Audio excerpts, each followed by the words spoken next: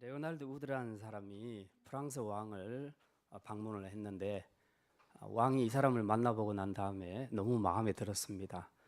그래서 이 사람을 자기 만찬에 초대하기로 하고 이제 초대장을 보냈습니다. 그리고 약속한 날 레오나드 경이 이 만찬에 이제 얼굴을 드러내게 됩니다. 그런데 프랑스 왕이 굉장히 그 뜻밖의 표정을 가지고 그 레오나드 경에게 말합니다. 경은 전혀 내가 오지 않을 줄 알았는데 어떻게 여기까지 왔습니까? 그러니까 이제 이 사람이 더 당황한 거죠. 폐하께서 초청했지 않습니까? 그러니까 왕이 대답합니다. 내가 분명히 초청한 건 맞는데 당신이 나한테 온다 안 온다 답을 안 줬지 않습니까? 그렇게 얘기를 하는 겁니다. 그랬더니 레오나드 경이 말합니다. 폐하, 제가 왕의 명령에 대해서 가타부타할 수 있는 그런 권리가 없습니다. 오직 왕의 명령에는 저의 순종만이 있을 따름입니다. 그렇게 고백을 했다는 겁니다. 이 두 사람의 대화는 진정한 순종이 무엇인가 하는 것을 우리에게 보여주고 있습니다. 세상 왕의 권위 앞에서도 이렇게 절대적인 순종을 한다면 세상 왕보다도 더 높으신 절대적인 권위를 갖고 계신 하나님 앞에서 그의 백성된 우리가 마땅히 순종하는 것이 맞지 않겠느냐 하는 그런 내용입니다. 결국 모든 순종은 어디에서 비롯되는가? 권위를 인정하는 데서부터 순종이 시작됩니다. 그리고 모든 불순종은 권위를 인정하지 않는 데서 시작됩니다. 그리고 그 권위자가 준 그 메시지에 동의를 하지 못하거나 또 그 순종의 가치를 이해하지 못할 때에 우리는 불순종하게 되는 것입니다. 그래서 오늘은 이 순종에 대해서 함께 좀 말씀을 생각하려고 합니다. 이번 주에 요나서를 읽게 될 것인데요. 요나서를 읽을 때 두 가지 관점으로 읽으시면 도움이 많이 될 겁니다.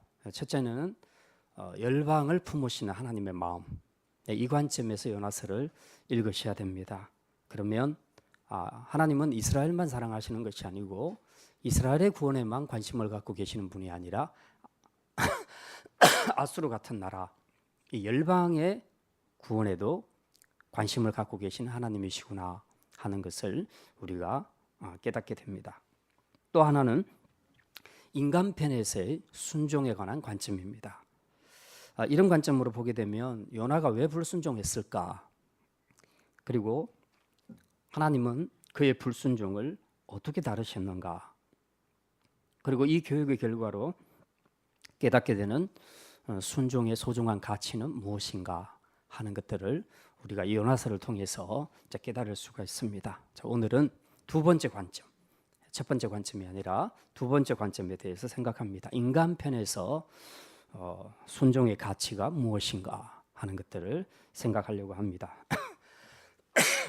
사실 우리 성도들의 신앙생활에서 제가 생각할 때 가장 중요한 키포인트는 순종이라고 생각을 합니다. 오랫동안 교회를 섬기고 또 목회를 하면서 제가 보고 발견한 한 가지 진리가 있었습니다. 그 통계라고 말해도 좋은데요. 거의 통계가 100%에 가깝습니다. 그게 뭐냐 하면 믿음이 성장하는 사람과 오랫동안 교회를 다녀도 믿음이 성장하지 않는 사람의 분명한 차이가 있습니다. 그게 뭐냐 하면 순종입니다. 순종을 하면 믿음 연수하고 관계없이 굉장히 빠르게 성장합니다. 근데 순종하지 않으면 아무리 오래 교회를 다녀도 믿음의 성장을 보기가 어렵습니다. 그래서 교회 안에서의 순종 교육은 어른이건 아이건 관계없습니다. 반드시 이수해야 할 신앙의 전공 필수 과목입니다. 대학에 가면 전공자들이 학점을 따야 되는데 반드시 따야 하는 전공 필수 과목이 있습니다. 이 과목을 따지 않으면 전공자로 인정도 안 해주고 그리고 실제로 이 전공 필수 과목을 이수 못하게 되면 사실은 전공자로서의 소양이 인정받을 수가 없는 것입니다.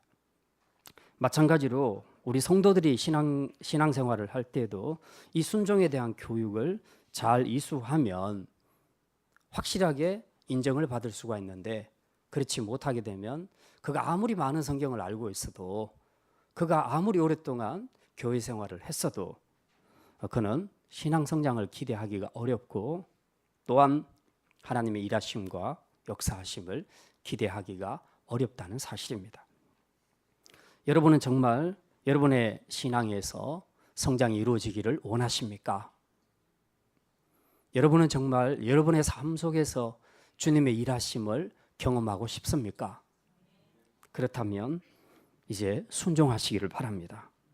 그래서 오늘은 특별히 순종에 관한 말씀을 생각하려고 합니다. 불순종한 요나의 이야기를 통해서 하나님이 우리에게 주시는 순종에 대한 교훈이 어떤 것인지 우리가 함께 말씀을 살펴보도록 하겠습니다. 첫째는 하나님은 고난을 통해 순종을 가르친다는 것입니다. 한번 따라합시다. 하나님은 고난을 통해 순종을 가르치십니다. 예, 요나가 어느 날 하나님께로부터 명령을 받습니다. 너는 아수르 수도인 니느웨로 가서 이제 너희들이 죄를 회개하지 않으면 내가 이 성을 멸망하리라. 이제 그 메시지를 전하라고 하나님이 말씀을 주십니다. 근데 요나가 이 말씀에 순종하지 않아요. 왜냐하면 요나는 아수르가 구원받는 것을 싫어했습니다. 요나 안에 이런 편견이 있었던 것이죠. 그래서 그는 하나님 앞에 이 분명한 사명을 받았음에도 불구하고 이 사명을 피해서 멀리 다시스로 도망을 하려고 합니다. 그래서 다시스로 가는 배를 타게 되지요. 이 요나서를 읽다가 보면 우리는 요나의 불순종이 어디서 왔는가 하는 것들을 알 수 있게 되는데, 첫째는 하나님의 열방을 향한 하나님의 마음을 몰랐다는 것이고, 두 번째는 구원에 대해서 가지는 그분의 절대적인 주권, 이것을 이해하지 못했다는 것입니다. 그러니까 우리가 신앙생활을 할 때에 하나님의 마음을 알지 못하고 하나님의 절대 주권에 대해서 이해하지 못하게 되면 필히 나타나는 현상이 자기 마음대로 하는 겁니다. 철부지 아이들처럼 그렇게 자기 마음대로 하고 싶은 대로 불순종하는 삶을 살게 된다는 것이죠. 그래서 결국 하나님은 이 철부지 같은 그 요나의 불순종을 보면서 이제 이대로 둬서는 안 되겠다라고 생각을 하신 겁니다. 그래서 이 요나를 이제 신앙교육, 특별히 순종 교육을 시키기로 결정하셨습니다.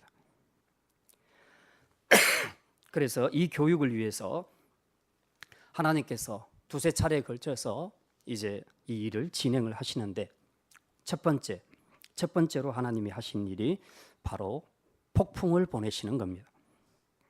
이제 갑작스러운 폭풍 때문에 그 다시스로 가는 배를 탄 이 요나의 배가 지금 큰 위기를 맞게 되죠. 요나뿐만 아니라 그 안에 함께 탄 사람들이 다 죽을 그런 위기에 처하게 됩니다.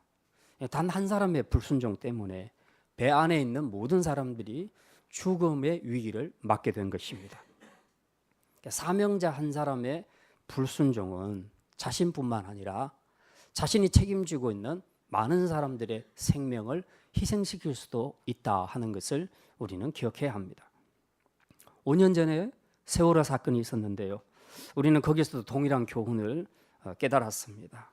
정부나 책임자가 제대로 자기의 사명을 다하지 못할 때에 얼마나 무고한 생명이 죽을 수 있는가 하는 것을 우리는 잘 봤습니다. 특히 이 세월호 선장의 태도는 두고두고 세인들의 구설수에 오르내렸습니다. 승객들의 안전을 책임져야 할 이 책임자가 죽음의 위기에 처한 사람들에게 마땅히 줘야 할 바른 정보를 주지 않은 채 자신만 살겠다고 배에서 탈출했던 것입니다.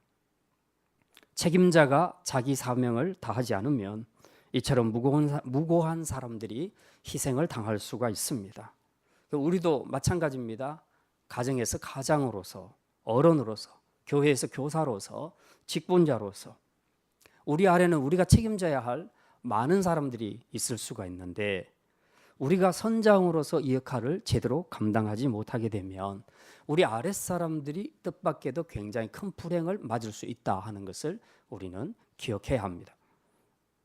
니느웨 성은 굉장히 큰 성이라고 오늘 본문에 보면은 니느웨 성 안에는 12만 명이 살고 있었다고 기록을 하고 있습니다. 이 많은 12만 명의 사람들의 생명이 어떻게 보면 요나 한 사람에게 달려 있다, 그렇게 볼 수도 있는 상황입니다. 요나가 만약 하나님의 말씀에 순종해서 니느웨 성에 가서 이 말씀대로 그대로 전해서 니느웨 성 사람들이 회개한다면 12만 명은 다 살게 될 것입니다. 그러나 만약 요나가 하나님의 말씀에 불순종해서 이 사명을 회피하게 된다면 니느웨 성 사람들은 요나 때문에 죽을 수 있는 그런 억울한 위기에 처하게 되는 것입니다. 그런데도 요나는 이 사명, 자기 입술 한마디에 지금 12만 명의 구원이 달려 있는데 그는 이 사명을 외면하고 도망가려고 했습니다. 그의 편견과 무지와 고집 때문이었고, 니느웨를 향한 하나님의 사랑과 그리고 그 성을 구원하시려는 하나님의 절대 주권을 이해하지 못했기 때문입니다. 결국 하나님은 이렇게 불순종하는 요나를 이제 교육하기로 결정하셨습니다. 그래서 1차적으로 하신 일이 이제 요나가 탄 배가 풍랑을 맞도록 하신 것입니다. 풍랑이 일어나면서 많은 사람들이 수습하기 위해서 물건들도 바다에 던지기도 하고 다 했지만 전혀 소용이 없었습니다. 요나는 나중에 이 사실을 알았습니다. 그리고 이 일이 틀림없이 하나님이 하신 일이라는 것을 깨달았습니다. 그래서 그는 더 이상은 버틸 수 없구나라고 생각하고 두 손 들고 이제 선원들에게 자신을 바다에 던지라고 말합니다. 인간의 어떤 불순종도 하나님의 선한 뜻을 꺾을 수는 없습니다. 오히려 불순종하게 되면 하나님의 다루심을 받을 뿐입니다. 그래서 결국 불순종한 요나는 바다에 던져지게 되죠. 그 바다에 던져질 때에 요나는 과연 무엇을 생각했을까? 여러분이 만약에 불순종하다가 바다에 던져진다면 그 떨어질 때에 여러분은 무엇을 생각하게 되겠습니까? 정말 지혜로운 사람, 영적으로 깨어있는 사람들은 이 과정에서 반드시 깨닫게 됩니다. 아, 하나님의 선한 뜻은 절대로 거역할 수 없구나. 그것을 깨닫게 된다는 거죠. 그래서 빨리 두 손을 들고 회개하게 됩니다. 이제 하나님은 이 목적을 위해서 준비하신 본격적인 순종 교육 강의에 몰입하십니다. 이 요나를 향한 하나님의 순종 교육은 두 장소에서 이루어집니다. 두 과정을 통해서 이루어집니다. 첫 번째는 바다 속에서 이루어지고 두 번째는 큰 물고기 배 속에서 이루어지게 됩니다. 첫 번째, 바다 속에서 이루어진 순종 교육입니다. 요나는 바다에 던져진 후에 우리는 흔히 생각할 때에 던질 때에 물고기가 바로 덥석 받아서 그렇게 삼킨 것으로 그렇게 많이 이해를 합니다. 저도 어릴 때 선생님에게 그렇게 들었습니다. 그런데 성경을 가만히 보면 그런 것은 아니고요. 바다에 일단 던져졌습니다. 던져지고 그는 바다 깊숙이 가라앉게 됩니다. 그리고 나중에 물고기를 통해서 하나님이 그를 건져내십니다. 자, 5절에 보면 이런 내용이 기록이 되어 있습니다. 2장 5절 말씀. 바다에 던져진 요나의 고백입니다. 5절 같이 읽습니다. 물이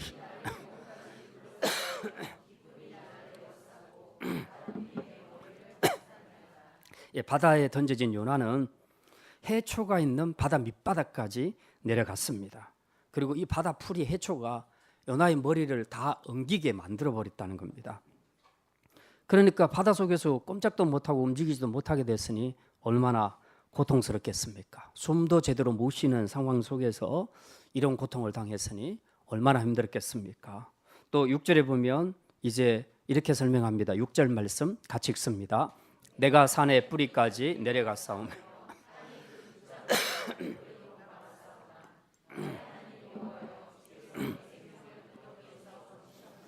여기 보면 산의 뿌리라는 단어가 나오는데요.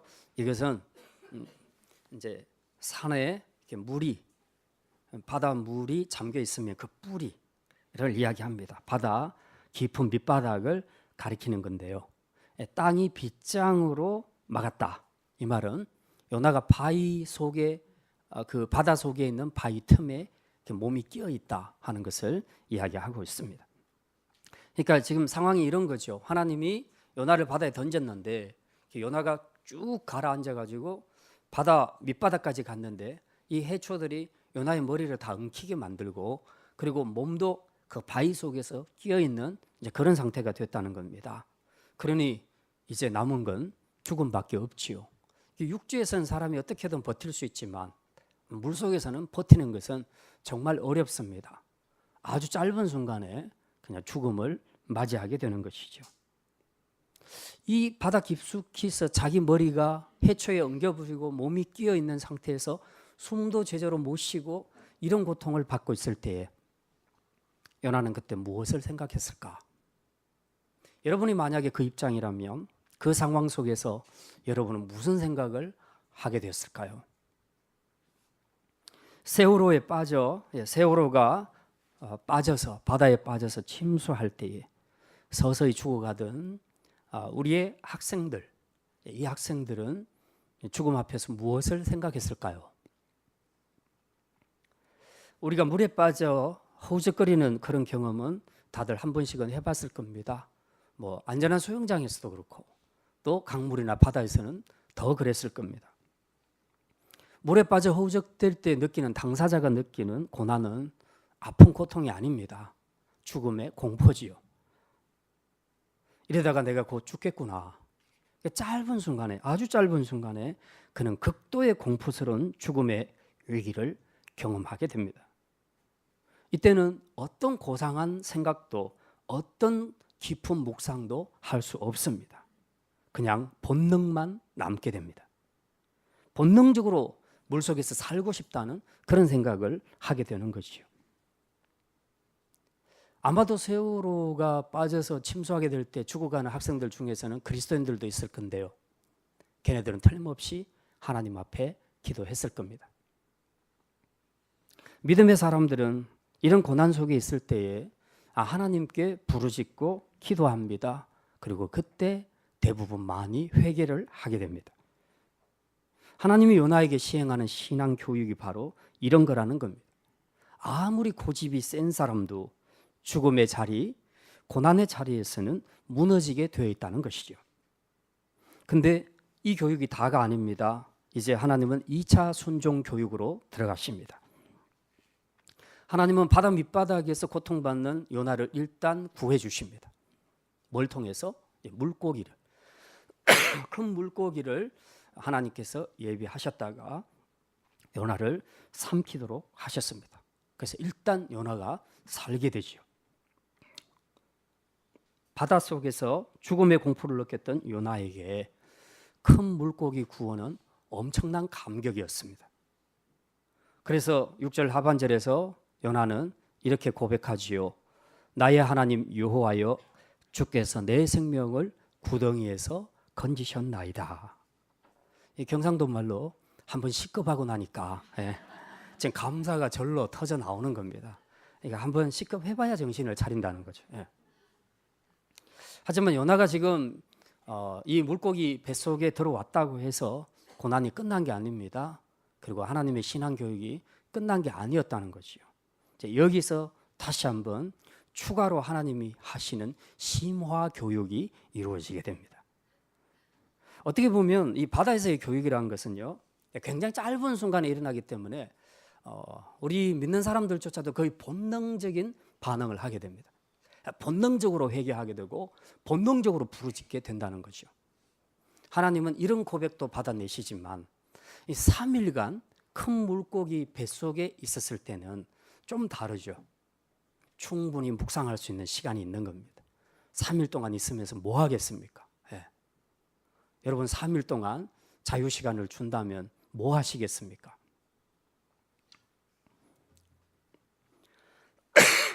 이 3일 동안 요나는 물고기 뱃속에서 뭘 할 수 있었을까요? 아무것도 할 수 있는 게 없었습니다. 근데 생각은 할 수 있었겠죠. 뭘 생각했을까요? 뭘 깨닫게 되었을까요? 만약 여러분이 큰 물고기 뱃속에 들어가서 3일 동안 있어야 된다면 여러분은 뭘 생각하게 되겠습니까? 요나서 2장 2절과 3절 말씀 우리 같이 한번 보겠습니다. 요나가 이 물고기 뱃속에서 뭘 생각했는지, 뭘 깨달았는지 2절 3절 같이 읽습니다. 이르되 내가 받는 고난으로 말미암아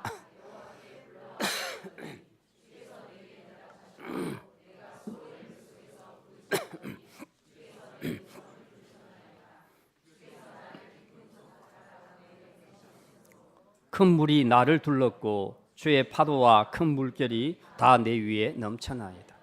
여기 보면 스올이라는 단어를 쓰고 있죠. 스올은 죽은 자들이 가는 죽음의 세계 음부 혹은 지옥을 뜻합니다. 요나가 지금 스올이라는 단어를 쓰고 있다는 자체가 물고기 뱃속에 들어와서 구원받았다고 좋아했는데, 그런데 있어 보니까 이것도 만만치 않다는 겁니다. 바다 속에 있을 때 못지않은 그런 고통을 겪게 되었다는 것이죠. 사실 물고기 뱃속에 있으면 뭐가 편하겠습니까? 숨도 제대로 못 쉬고, 그리고 물고기 위액에서 나오는 그 위액 때문에 그 자신의 살이 녹아내리는 이런 고통스러운 경험을 하게 되지 않겠습니까? 그래서 그는 이 소울과 같은 물고기 뱃속에서 다시 한번 또 하나님께 부르짖게 됩니다. 이게 바로 하나님의 2차 순종 교육입니다. 우리는 이 두 차례의 순종 교육을 통해서 공통점을 발견할 수 있습니다. 뭡니까? 하나님이 뭘 통해서 교육하십니까? 고난을 통해서 교육하고 있습니다. 그러면 그런 의문이 듭니다. 왜 하나님은 당신의 백성들에게 꼭 이 고난을 통해서 가르치려고 하실까? 그냥 좋게 말로 하면 안 될까? 여기에 답이 있습니다. 좋게 말로 하면 된다, 안 된다? 안 된다. 우리를 봐도 그렇고 우리 애들을 봐도 그렇고 좋게 말해서 안 되더라는 겁니다. 그러니까 결국 하나님 편에 문제가 있는 게 아니에요. 매를 들게 된 것은 우리 인간 편에 문제가 있다는 것입니다. 우리 죄인들의 본성은요, 고통이 없고 고난이 없으면 절대 자신의 죄를 잘 깨닫지 못합니다. 회개할 생각도 안 합니다. 그리고 말씀으로 교육하려고 해도 들으려고 생각하지도 않습니다. 그러니 신앙교육도 어쩔 수 없이 고난을 통해서 배울 수밖에 없는 것이죠. 요나가 고난의 매를 맞지 않았다면 순순히 니느웨 성으로 가서 복음을 전했겠습니까? 절대로 불가능합니다. 요나는 정말 그런 사람이 아니죠. 그런데 우리가 이 요나와 별반 다를 것이 없다는 것입니다. 우리도 역시 죄를 지어놓고 불순종해놓고는 하나님이 고난의 매를 대지 않으시면 그냥 이대로 쭉 계속 살 사람들이 너무나 많다는 겁니다. 근데 제 안에서도 그런 것들을 제가 발견했다는 것이죠. 그래서 인간의 이런 죄성 때문에 부득이 고난의 교육은 좋은 교육이 될 수 있다는 것입니다. 자, 둘째입니다. 두 번째는 고난을 통한 순종 교육은 사람을 변화시킨다는 겁니다. 한번 따라합시다. 고난을 통한 순종 교육은 사람을 변화시킵니다.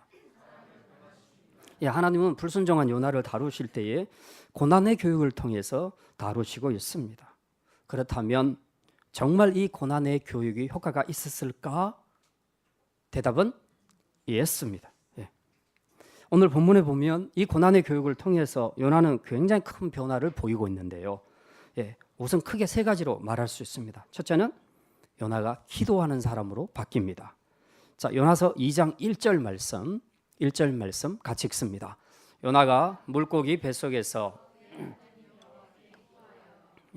여기 보면 요나가 물고기 뱃속에서 하나님께 기도했더라. 얼마 전까지만 해도 요나는 기도하기를 싫어했습니다. 왜? 이 믿는 성도들이, 특별히 사역자들이 제대로 하나님 앞에 기도하게 되면 하나님의 뜻을 빨리 깨닫게 됩니다. 그래서 그 깨달은 뜻 앞에서는 꼭 순종을 해야 되는데 순종은 하기 싫은 겁니다. 그래서 생각해낸 것이 기도를 안 하기로 한 겁니다. 하나님의 말씀을 안 듣기로 결정하는 겁니다. 그러니까 요나가 절대로 기도할 수가 없었습니다. 왜? 하나님의 뜻을 너무 잘 아니까. 이 기도하면 바로 하나님이 다이렉트로 말씀하시니까 이제 자기가 순종하지 않을 수가 없거든요. 그래서 기도 안 하기로 작정을 했습니다. 근데 오늘 이 큰 물고기 배 속에 들어가서 요나는 어떻게 바뀝니까? 스스로 하나님의 이름을 부르며 여호와께 부르짖고 기도하고 있습니다. 이게 바로 고난 중에 반응하는 인간의 본성이라는 것이죠. 고난을 당할 때 인간은 하나님을 찾게 되어 있습니다. 특히 우리 믿는 사람들은 고난 중에서 하나님을 찾게 됩니다. 그래서 고난은 축복의 교육이라 그렇게 말하는 것입니다. 두 번째 요나에게 일어난 변화가 뭡니까? 고난 속에서 하나님을 생각하게 되었다는 것이죠. 7절 말씀 같이 읽습니다. 네.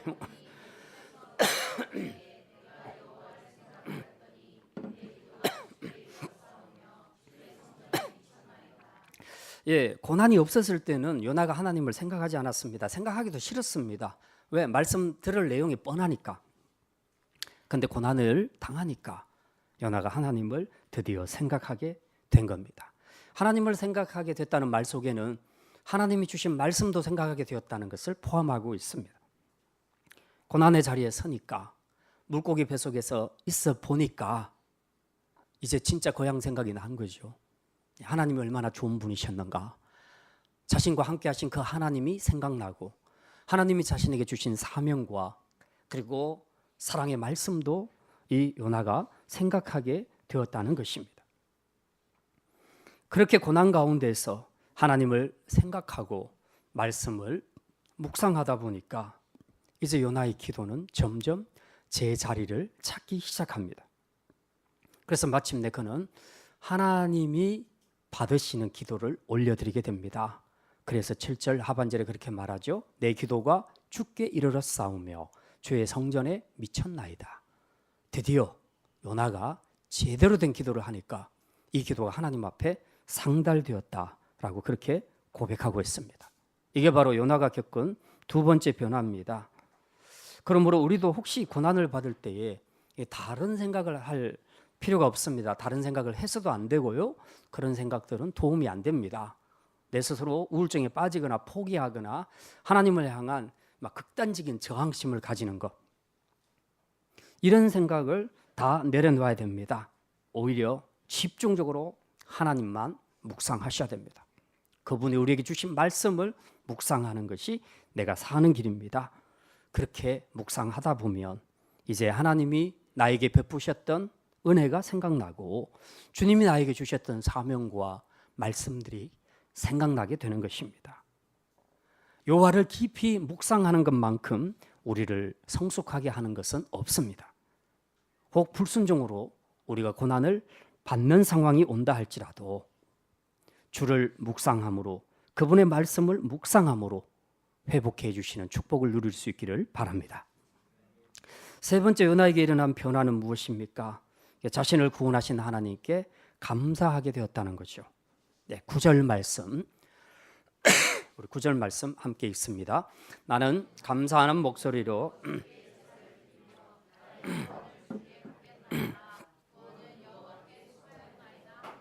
바로 전까지는 요나 입에서는 감사가 안 나왔습니다. 불평이 많았어요. 왜? 하나님은 이스라엘만 구원하시면 되지, 이스라엘만 사랑하시면 되지, 왜 저렇게 짐승 같은 아수르를 사랑할까? 왜 저들이 구원받도록 할까? 그런데 해필이면 왜 나를 보내시나? 왜 나를 보내시나? 난 정말 싫은데. 하나님에 대해서 입이 툭 튀어나온 겁니다. 불만이 너무 많았던 겁니다. 그런데 이제는 어떻게 합니까? 그는 자신을 구원하신 하나님께 감사하는 마음을 표현하고 있습니다. 뿐만 아니라 이제는 그분을 향한 예배와 서원에 힘을 다하겠다고 그렇게 고백하고 있는 것을 우리가 보게 됩니다. 이게 바로 하나님이 행하시는 고난 교육의 효과라는 것입니다. 그리고 이것을 우리는 순종 교육이 갖는 소중한 가치라고 말하는 것입니다. 자발적인 순종이 제일 좋은 것이기는 하지만 그게 아닐지라도 우리가 혹 불순종으로 고난을 당할 때라도 우리가 낙심하거나 범죄하지 말아야 합니다. 왜냐하면 하나님이 우리에게 고난을 주신 것은 미워서가 아니라 우리를 사랑하시기 때문에, 우리를 회복시키기 위하여 주신 것이기 때문에 우리는 하나님 앞에 감사함으로 받아야 하는 것입니다. 이제 마지막입니다. 하나님께 순종할 때에 주의 일하심을 보게 됩니다. 따라합시다. 하나님께 순종할 때 주의 일하심을 보게 됩니다.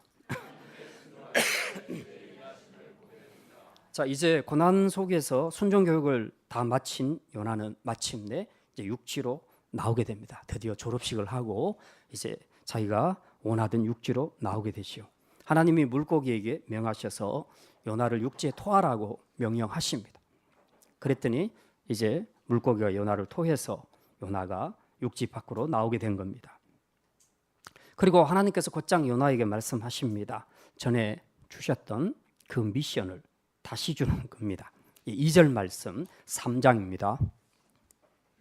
3장 2절 말씀 같이 읽습니다.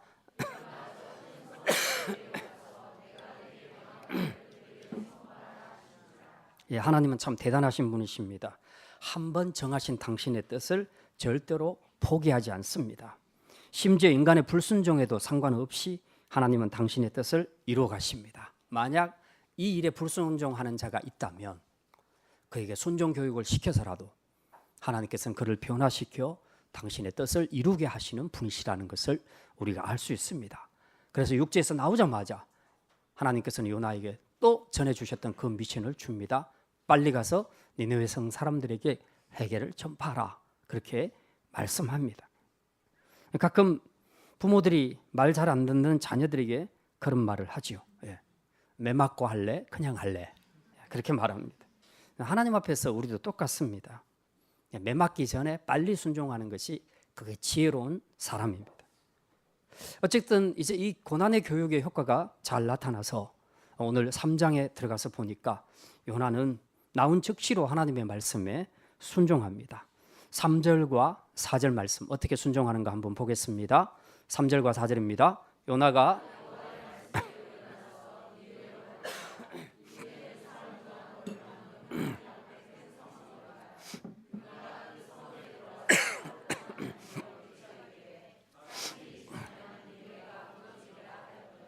예, 정말 놀라운 변화죠. 물론 아직까지 요나의 내면에는 진짜 완전히 자발적인 순종으로 이렇게 복음을 전하는 것은 아닙니다. 왜냐하면 이 뒤에 4장에 보면요, 아수르가 여전히 멸망하기를 기다리는 그런 요나의 이중적인 모습을 우리가 보게 되거든요. 그런데도 불구하고 요나에게 확실하게 달라진 점이 있었습니다. 그게 뭐냐? 이제 자신의 감정, 자신의 뜻하고는 아무 관계없이 일단 하나님의 권위, 하나님의 말씀이면 순종하는 그런 사람이 되었다는 것이죠. 이걸 우리는 흔히 순종이 아니라 복종이다, 이제 이렇게 표현하기도 합니다. 어쨌건 요나가 이렇게 순종함으로써 하나님의 명령대로 이 심판의 메시지를 니느웨 성 사람들에게 전했습니다. 그랬더니 이제 어떤 반응이 일어납니까? 5절 말씀 우리 같이 읽겠습니다. 니느웨 사람들이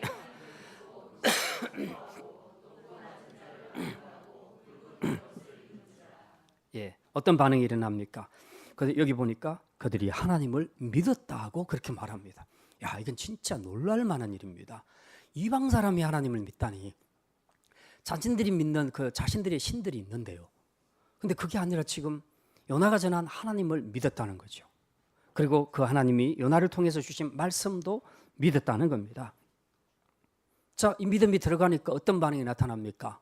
왕으로부터 시작해서 낮은 자에게 이르기까지 모두가 다 굵은 베옷을 입고 진심으로 하나님 앞에 죄를 회개하면서 동의했다는 겁니다. 심지어는 짐승에게까지 물을 먹이지 않고 모든 온 민족이 나라가 전체적으로 금식하며 하나님 앞에 회개하는 그런 반응을 보였다는 것이죠.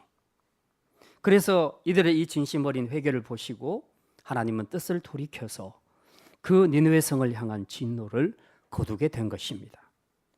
이게 바로 순종의 결과입니다.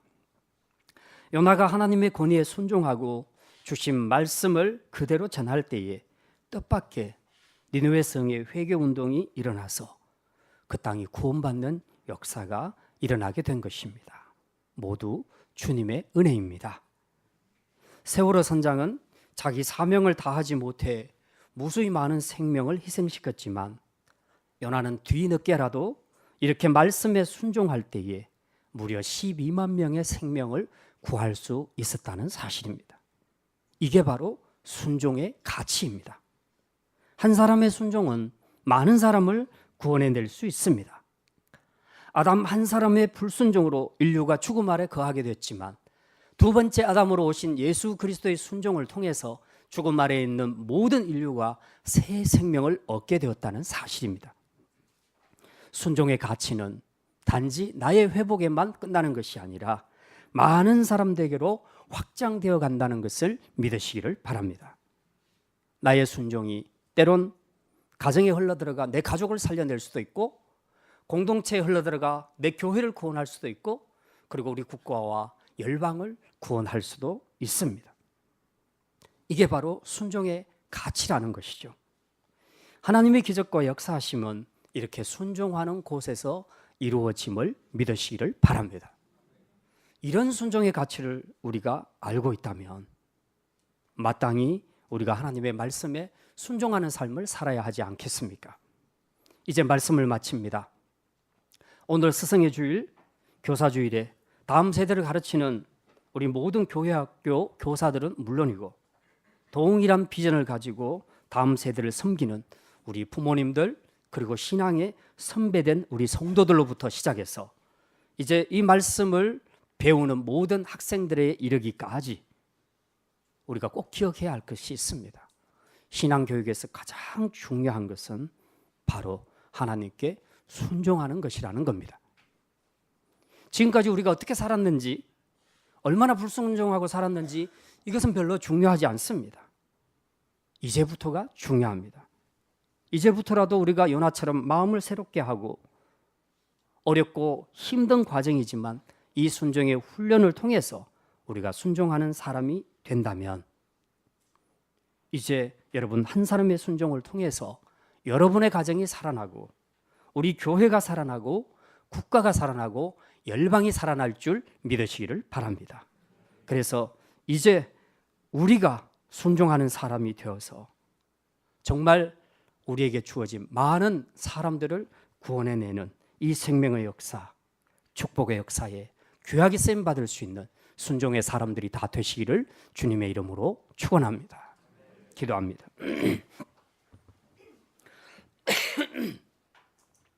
하나님, 요나를 통해 순종의 가치가 무엇인지를 깨닫게 하시니 감사합니다.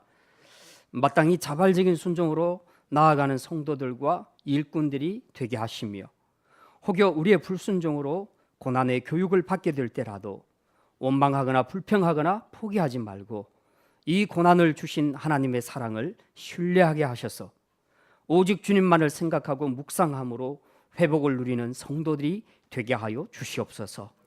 무엇보다도 나 한 사람의 순종을 통해 우리 가정이 살아나고 교회가 살아나고 국가와 열방이 살아나는 순종의 소중한 가치를 깨달아 순종하는 믿음의 성도들이 되게 하여 주시옵소서. 이제 우리가 다음 세대를 향해서 교육을 하게 됩니다. 부모로, 교사로, 또 신앙의 선배된 이로서 우리가 교육해야 할 것은 먼저 내가 순종하는 모습을 보여주는 것입니다. 그리고 우리의 다음 세대들에게도 동일하게 이 순종의 교육을 통해서 이제 모두가 함께 이 순종할 때에 주의 일하심을 체험하는 축복의 공동체가 되게 하여 주시옵소서. 감사드리며 이 모든 말씀 우리 주 예수 그리스도의 이름으로 기도드립니다. 아멘.